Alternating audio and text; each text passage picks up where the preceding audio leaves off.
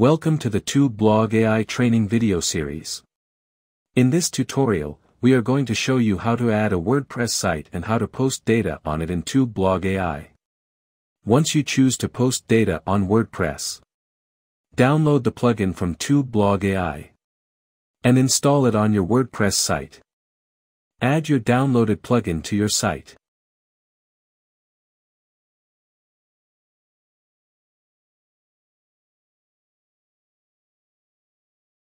And your plugin will be added to your WordPress site.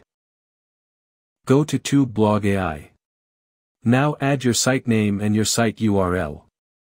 And your site will be added.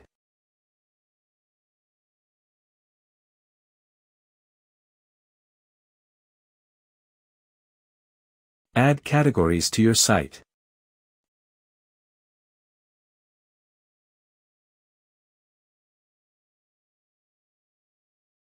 Now post your blog on your WordPress site by adding a site and category.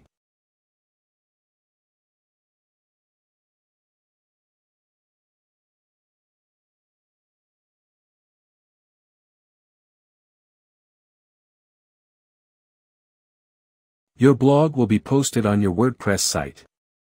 You can view your blog on the site.